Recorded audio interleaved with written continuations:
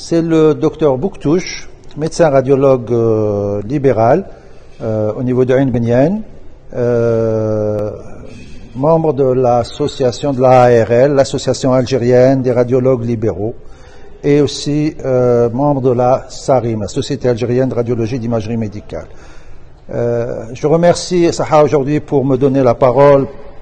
On va parler surtout des avantages du dépistage puisqu'on est au niveau du mois d'octobre, le mois rose, qui, comme tous les ans, met l'accent sur le dépistage du cancer du sein. En fait, le radiologue, lui, c'est toute l'année où il fait des examens de dépistage du cancer du sein. Alors, le dépistage du cancer du sein, si on parle un peu de ses avantages, le dépistage Mubakar, c'est d'abord le gain de temps. Le dépistage permet de repérer une lésion avant l'apparition des symptômes et aussi avant que la femme ne touche quelque chose au niveau de ses seins. C'est très important.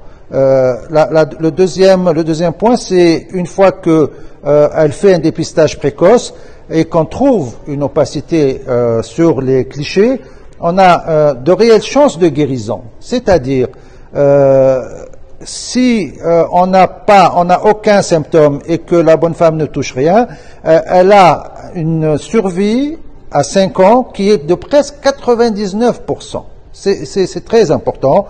C'est surtout ça qu'il faut dire aux femmes et qu'il y a un réel espoir de guérison. Le troisième volet, c'est des traitements moins lourds pour une meilleure qualité de vie. Une fois qu'on a découvert chez une femme un petit cancer, elle n'aura à faire ni de la chimio, ni de la radio. Donc ces traitements lourds, elle va s'en passer. Dans le dépistage du cancer du sein, c'est un suivi régulier. Tous les 2 ans, la bonne femme doit faire une mammographie à partir de 40 ans.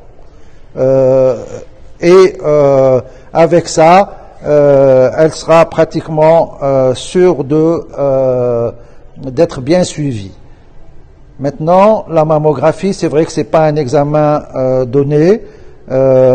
Chez le privé, avec le maillage, là je parle de l'association des radiologues libéraux, il y a un maillage de radiologues à travers tout le territoire national, et ces radiologues-là font un effort. Je les remercie.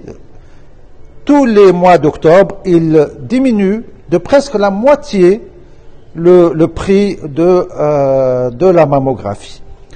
Voilà, donc là, je fais un appel aussi à la CNAS pour, si vous voulez, terminer ce qui a été commencé, c'est-à-dire arriver à ce que la bonne femme aille faire une mammographie et qu'elle soit prise en charge à 100% par la CNAS.